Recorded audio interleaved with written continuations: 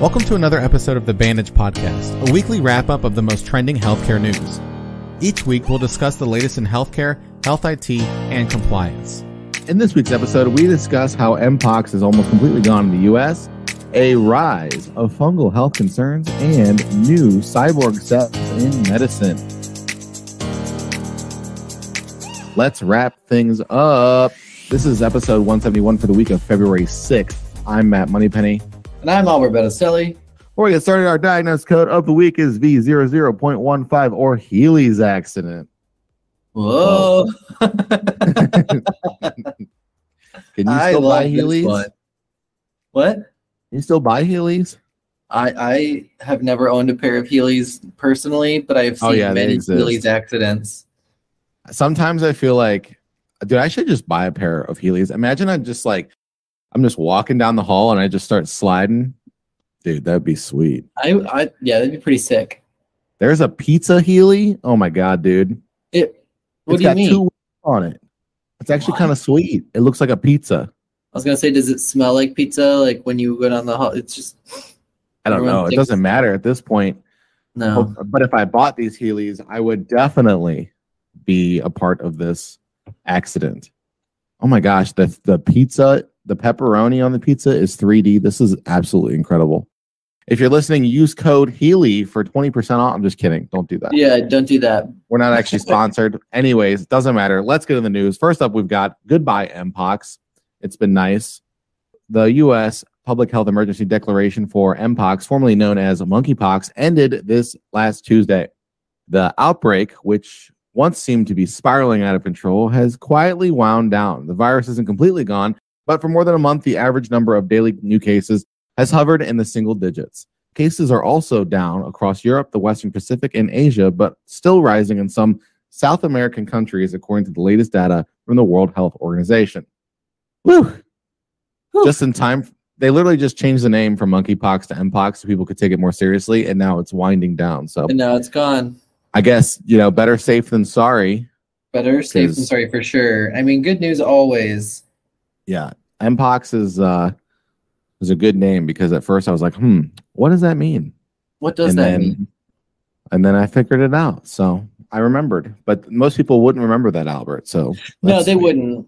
And either way, it's good to see that it's going away. I'm glad that, the response was swift enough and that people took it seriously, got vaccinated, and now bye. Don't let the door hit you. Goodbye, M-Pox. It's been nice. Anything with a pox involved, you know what? Get out of here. I don't want any pox. You've worn out your welcome, pox.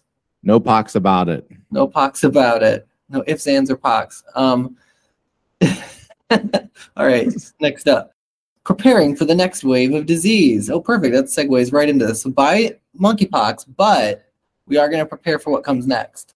A new study out of Duke University School of Medicine finds that raised temperatures cause a pathogenic fungus known as Cryptococcus denioformans to turn its adaptive responses into overdrive. This increases its number of genetic changes, some of which might presumably lead to higher resistance, and others perhaps towards greater disease-causing potential. What is this? This is literally the this is the Last of Us for The Last of Us. Yeah, it's like, okay, we're gonna get some fungus. It's gonna take over. If you watch the first episode of The Last of Us on HBO, it just came out. Yep. Literally, the first scene is like a scientist from the 1970s that's like, "What if fungus mutated to be a little bit more heat resistance?" Yeah, and then it led to a post-apocalyptic show. Yeah. So. They say that it's not, scientists are saying, I've done a lot of Googling ever since I've watched the show, and scientists are saying that it's not very likely that a fungus could ever live in a human because we have such high temperature, body temperature. But if they're becoming heat resistant, perfect. I don't know. I don't know what to believe. I don't know what to believe either. Just don't eat bread or whatever it was on the show. That is insane. Wheat from Jakarta. But you heard it here. Keep it away from Jakarta. Don't eat wheat from Jakarta.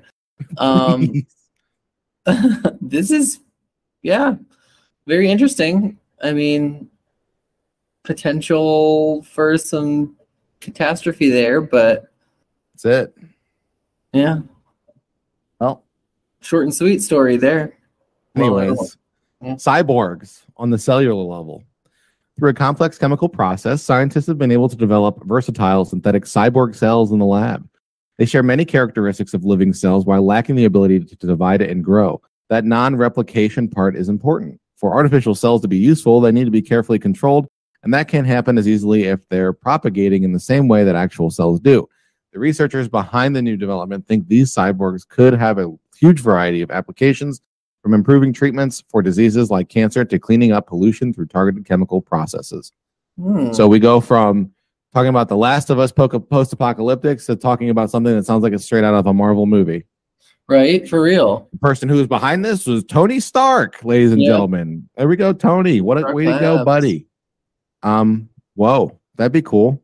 That would be I cool. think it would just be sweet. You know, cellular cyborgs could also be used for weapons, probably, but we're not going to talk about that. Right. I love that it says the non-replication part is important. We got to make sure that they're not replicating. Could you It's imagine? like the dinosaurs in Jurassic Park. We got to make sure they can't breed. But like, oops, Right. secretly they do. Oops. Whoops, nothing ever works out. Humans playing God. But we'll see.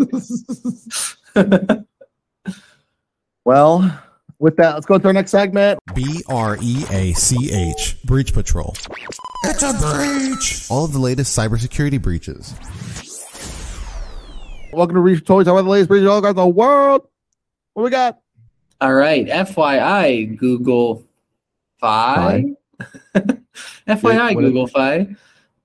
I couldn't tell if that was an L or an I on the thing. FYI, Google Fi. Google's cell network provider, Google Fi, has confirmed a data breach. Womp womp. Likely related to the recent security incident at T-Mobile, which allowed hackers to steal millions of customers' information. Google says the hackers accessed limited customer information, including phone numbers, account status, SIM card serial numbers, and information related to details about customers' mobile service plans, such as whether they have selected unlimited SMS or international roaming. Google said that the hackers did not take customers' personal information or payment card data, passwords, PINs, or the contents of text messages or calls. So that's good. But they might know if you have unlimited SMS. So careful. Or international. Actually, I had a buddy who sent me his email that talked about this, and I was like, whoops, that sucks. I don't think it's that, and it's not that, I don't think it's that, I don't know, scary. Right. In my opinion, but, you know, what do I know? Right. You know, I'm just a cybersecurity guru over here. Right. This is guru, expert. Right. Yeah, expert. I would just say if it can happen to Google, it can happen to anybody. So yeah, that's probably the best way to take away from it. Be on alert. Yeah. It's good that Google has probably a higher level of encryption for the more sensitive information. Right. That's why they only know if I have international roaming. Right. Just because the non-sensitive information was leaked doesn't mean that, you know, right. That's the big takeaway is it can happen to Google. So, yep. Next up, no compromise passwords. Sweet. UK sportswear retailer JD Sports is warning some 10 million of its customers that their personal data, including name, billing address, delivery address, email address, phone number, order details, and last four payment card digits may have been exposed in a recent cyber attack. Affected customers placed online orders with JD Sports between November 2018 and October 2020. JD Sports does not store full payment card details, and there is no evidence that account passwords were compromised. They cannot score full payment card details because, Albert, they don't have that level of PCI compliance. Hey, that's it. Bingo. Hey. Look at you. Wow. Yeah, I love when you just randomly ask me questions that I might not know the answer to. I'm like, cool. So cool. So I guess I'm just going to take a shot in the dark, Matt. Right. Hey, that time it worked out for you. So congratulations. That time it worked out. I'm not completed yet. Huge. I think what can happen from this one, Albert? What's it? I can't think of the word. Where you sue, a lot of people sue one company. Oh, well, yeah, that could happen. So I guess you're still 2 for 2. But what kind of attacks could happen on the affected victims? Stuffing. Stuffing. Isn't that? Whoa, stuffing. Isn't Wait, that no, one? passwords weren't compromised, not stuffing. Passwords were not. Oh, no evidence that I was going to passwords were say, compromised. if you got stuffing, I wasn't thinking about that, but it's not stuffing. The correct answer was phishing. Phishing because they have email addresses. Actually, you could do a very high. Okay, if you're a hacker and you're listening to this, I'm not giving you tips. I'm just saying that a hacker could potentially do a very sophisticated phishing attack where they are impersonating JD Sports and they send an email like, "Hey, you just purchased." Regarding your purchase on this tennis racket from June, and then you could send them to something of like October or June of like 2020. Yeah, exactly. Right. But you can kind of get an idea of like what they like to buy, and then from that you can be like do like almost fake targeted ads that end up giving them password information. Right. Yeah. So that's kind of the big deal. Is it could be a very, very, very sophisticated phishing attack. So if you shop at JD Sports, I do not. I live in the United States. Watch out. Be vigilant, folks. Be vigilant. This could be long game hacking. Okay, settlement time. Catherine Shaw Bethia KSB Hospital reached a proposed settlement of $380,000 to resolve a class action lawsuit filed in the aftermath of a healthcare data breach that stemmed from the vendor software error. In late September 2021, KSB and Magnet Solutions, KSB's third-party billing vendor, discovered that a software error resulted in incorrect payment information being mailed to patients between September 17th and September 20th. According to the OCR data breach portal, the breach impacted approximately 1,500 individuals. The incorrect statements contained patient names, dates, and locations of services, treating physician, encounter numbers, and billing history. KSB denied all allegations but agreed to a $380,000 settlement to resolve the lawsuit. Class members are eligible to receive payments up to $250 each. We just talked about the potential for a class action lawsuit happening in the UK sportswear breach, and now we actually have an actual settlement from a class action lawsuit. Holy moly. Right? That's scary, dude. That's scary. It is scary. Everyone needs to watch out. Watch out. Watch out. Not only can you face fines from the government, but now you can get sued. Right. And not everyone's going to have that Google money to pay. That's right. That's right. Not every hospital has Google money. Right. Not very many organizations have Google money. Right. But, well, congratulations. $250. Hey, you know what? That's half of a PS5 where you can then play The Last of Us. That's true. That's true. You could take that $250, invest it in the stock market, and over several years, it might grow to like $600. Yeah. To which then you can take that out and buy a PS5 in full.